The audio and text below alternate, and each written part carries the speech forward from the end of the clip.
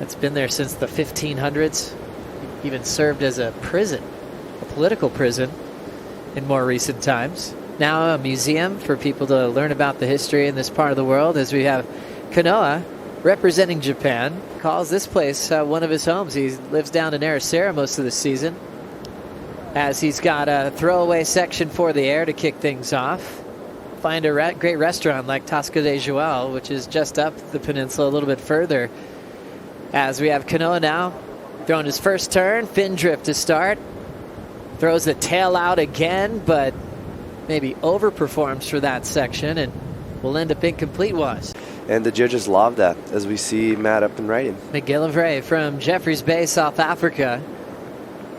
Throws down the redirect off the top and just one little warm-up turn to kick things off here. McGillivray, smooth style and can be explosive above the lip. You fall right off, you don't get a score for completion. And also McGillivray on that opening turn. What could he have done to get more points out of that wave? Something that he's really worked on in his career, as we've got the bottom turn and fade from M.Mignot. Blasting it off the top. A great wave for the wild card to really find how much speed he had right there. You know, he had all that energy coming off the wall. You know, he did well to set this up, coming out in front of it to make the, you know, see how it converges so fast right there, and finding a place and helping people. That's what he's been doing. He's helping a lot of people out right now. McGillivray now taking a fun-looking wedge. Big bottom turn, extends it, kind of a snap float, and then jams the tail out on the finish. His best wave so far in the matchup. And wasn't the easiest read for maneuver selection. Did that quite well. As we take another look on the wedge, Jesse. And the opposite of the last wave. See, like how Strider mentioned, that side wave just, he's been on the power source where the energy was, and the wave provided him and just unleashed you. Beautiful, powerful turns, very good read. Dynamic, finished it off with a good release right there. A lot of board control, and that was well served from him. That was interesting. It didn't look like the wave on this second turn was going to give him enough to do anything. Like, it wasn't going to put him in a lip line position, but look, part of that wave that threw the tail was really cool to watch. As we have McGillivray kind of behind the wedge on this one, but he's created space where the wall's starting to pick up. Blasting the fins out again. But since he was behind that wedge, he had to really pick up his own speed on his own and manufacture some good maneuvers. Sailboat. As we go back to this one, Jesse. Yeah, that was beautiful surfing from him, starting off with the setup turn and right here having to catch up because he was a little bit behind the A-frame, and right there just finishing up with a lot of like spark, a lot of power through the back foot, getting a good release. The only issue for me on this wave is just the wave is on the smaller side, so a little bit less speed. The whole time he was trying to generate speed compared to the other guys, they were just like going Mach 10. But, you know, like you said, he did put it together right at the end where he really got to drift the tail and put the board in a critical position there. Really, you know, it's interesting, this wave just makes this sport so special. I might be biased, but I think it's the greatest in the world. I'm with you. Little wedge popping up here for Kanoa Igarashi. Off the bottom, beautiful searing cutback right on the money. Right off the top, rock and roll float and stomps it. That is when you see Kanoa in the form where everything looks so perfect and finesse, from the wrap, dancing on the lip line, his best so far. The art form of it and the painting that Kanoa does on this wave, the lines he drew, and the drama he built into this last little rock and roll float by coming off of it, and you know, the body posture and everything that he puts into this. It's all part of the score, you know, and it's so fun for me to to sit here and talk about and watch it right after you guys were talking about the art form of it, and you know what Joe was saying about, you know, it being the greatest thing in the world. It's so many. You can do the same thing so many different ways, and that to me is amazing.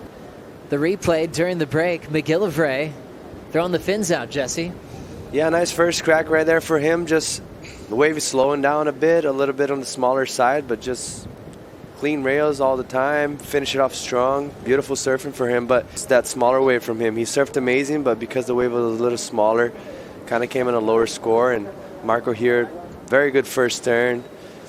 Waiting to finish it off here. Let's see. Good finish, just solid. All of the surfers so far in this heat have been very solid on their foot. Big blast there, throwing the fins out. So knowing the right sections to really attack on, to add a little extra to those moments. Waz doing well with what he's got in front of him. You know, like right now he's under pressure, right?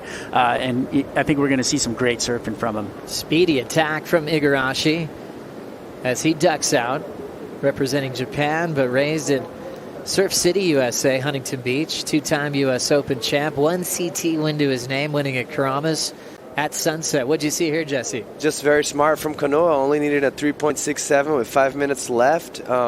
Just second turn, he could have maybe finished. He was maybe hoping for the third one, but nice first turn right here. Maybe could have been a little bit more dramatic like he was on the 6.83 on the finish, but he maybe was looking for a third turn, and the wave closed out a little bit too quick on him. But first turn was beautiful, a lot of spray, and yeah, I think it is enough. And man, you want to have the 5 minutes left to kind of recharge and refresh. I think Kanoa is the same type of mold as Sally, where he was often winning the QS at the same time he was on the CT.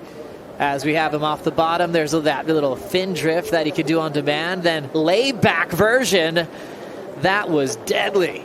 2 radical turns for Igarashi, putting that one to bed on the inside. Under priority, you know, and finds a wave like this that gives him so much speed. I mean, you could see where he took off on the wave, had that wedge. He kind of looked at that first turn knowing that second one was coming, and just like really lays into this thing and puts everything into it, and went from one lip line to the next, finding that like technical side of it where he just, you know, gaffed into it. It was so fun. Yeah, that was so impressive. Oh. That was incredible. That's free surfing on a heat, on a jersey. That was amazing from him. And that turn can often look kind of small if you start the turn not in the right timing. As you see right here, first turn just down the line, eyeing it down. But see right here, he started a little bit before the lip line, so that makes the turn look that much bigger and kind of away from you. And the way he was able to bring it back under him so clean, that was free surfing type of maneuver. And that's going to get massively rewarded. Back to meet his board to finish that. And then we see M.Mignot there losing priority.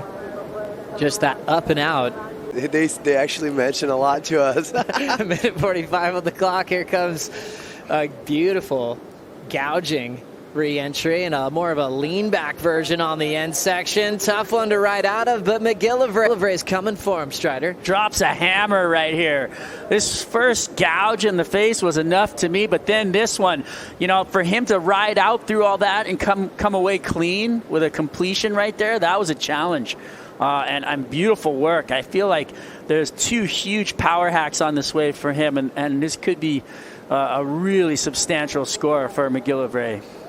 Yeah, that's impressive, and also such a hard turn to finish, like Strider mentioned. But this first one here, just applying as much power as you could right there, and then as he's gonna bottom turn, the wave gets all frothy and kind of crumbly, but he just. Next wave, setting up for the wild card. M.Mignot hacks it, then kicks out, down to 90 seconds. Remember, we lost our wild card, Joaquim Chavez, in the previous heat. Well done as we look at the numbers. 7.33, 6.83 for Igarashi. Finaled at Sunset. His momentum still hot here at stop number 3 of the season. And we will lose another wild card from the draw. Coming up next, though, we've got Ryan Callanan.